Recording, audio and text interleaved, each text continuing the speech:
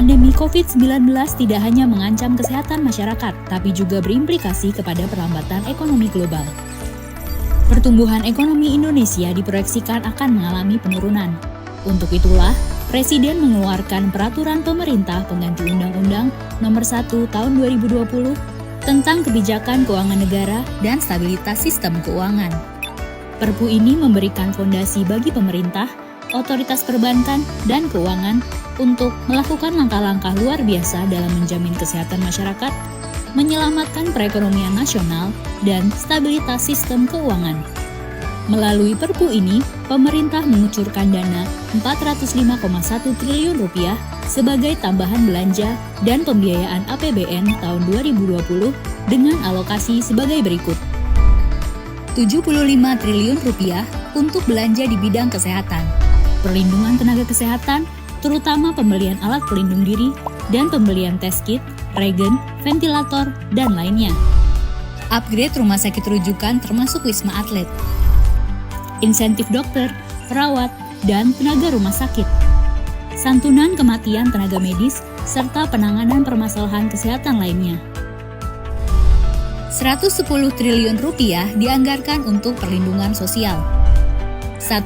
Pembebasan dan keringanan tarif listrik. Gratis pembayaran listrik bulan April, Mei, dan Juni 2020 untuk 24 juta pelanggan listrik 450 volt ampere.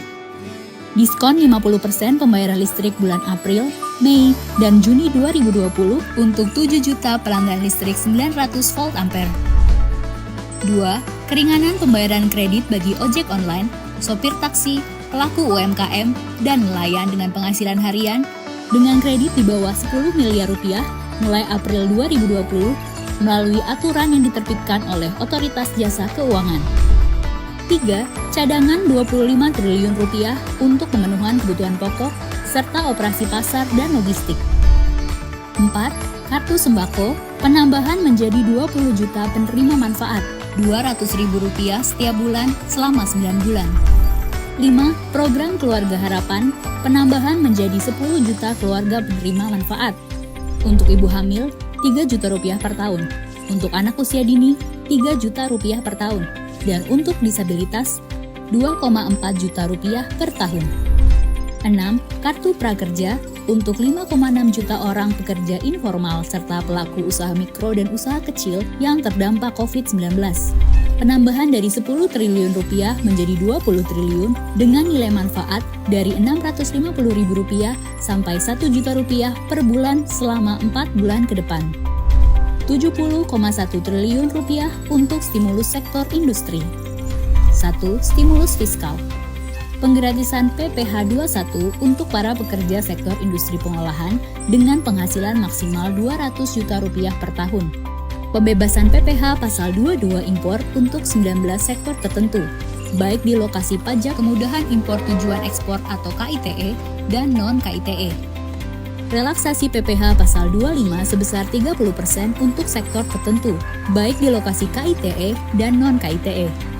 Restitusi PPN dipercepat bagi 19 sektor tertentu untuk menjaga cash flow dan likuiditas keuangan pelaku usaha. Penurunan tarif PPh badan dari 25% menjadi 22% untuk tahun 2020 dan 2021, serta menjadi 20% mulai tahun 2022. 2. Stimulus non-fiskal. Penundaan pembayaran pokok dan bunga selama 6 bulan untuk semua skema kredit usaha rakyat yang terdampak COVID-19. Menjamin ketersediaan barang yang saat ini dibutuhkan, termasuk bahan baku industri, dengan kebijakan penyederhanaan larangan terbatas ekspor, penyederhanaan larangan terbatas impor, serta percepatan layanan proses ekspor atau impor melalui National Logistic Ecosystem atau NLE. Rp150 triliun untuk pembiayaan program pemulihan ekonomi nasional.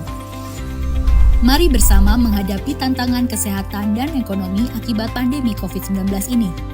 Jangan lupa untuk selalu disiplin menerapkan jarak aman atau social distancing. Hanya dengan kedisiplinan, kita dapat mencegah penyebaran COVID-19. Kita bangsa besar, bangsa petarung, bangsa pejuang. Bersama kita dapat menghadapi tantangan berat ini.